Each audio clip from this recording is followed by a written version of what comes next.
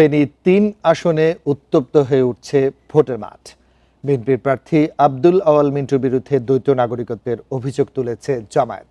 আর অন্যদের অভিযোগ, জামায়াতের প্রার্থী ফখরুদ্দিন মানিক সন্ত্রাস দমন আইনের মামলায় পলাতক, তবু তাকে বৈধতা দেওয়া হয়েছে।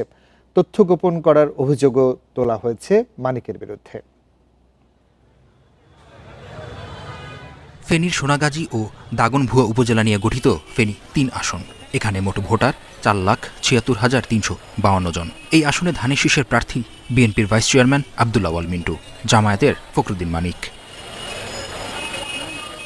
আব্দুল আওয়াল মিন্টুর বিরুদ্ধে দ্বৈত নাগরিকত্বের অভিযোগ দিয়েছেন জামায়াতের প্রার্থী, যা প্রত্যাখ্যান করেছেন বিএনপির প্রার্থী। আমি মনে করি ওরা ইচ্ছাকৃত একটা অবান্তর প্রশ্ন উঠেছে। ওনাদের বোঝা উচিত যে আমি কখনো হলফনামা স্বাক্ষর করতাম না যদি আমি অন্য দেশের নাগরিকত্ব ত্যাগ না করতাম।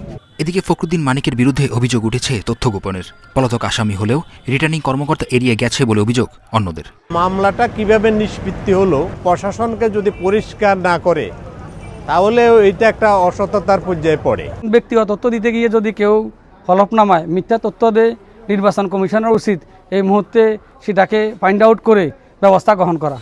তবে পুলিশ বলছে হলফনামায় পলাতক থাকার বিষয়টি উল্লেখ নেই। আর রিটার্নিং কর্মকর্তার যুক্তি, পুলিশের আপত্তি না থাকায় মনোনয়ন গ্রহণ করা হয়েছে। প্রার্থীর হলফনামায় যেসব মামলা তথ্যগুলো দেওয়া থাকে সেসব ক্ষেত্রে আমরা যেটা পর্যালোচনা করার চেষ্টা করে থাকি, অযোগ্য হওয়ার কোনো বিষয় আছে কিনা, যেমন 2 বছরের সাজা বা সাজা পাওয়ার পরে 5 বছর অতিবাহিত না হয়ে বিষয়টা আছে কিনা।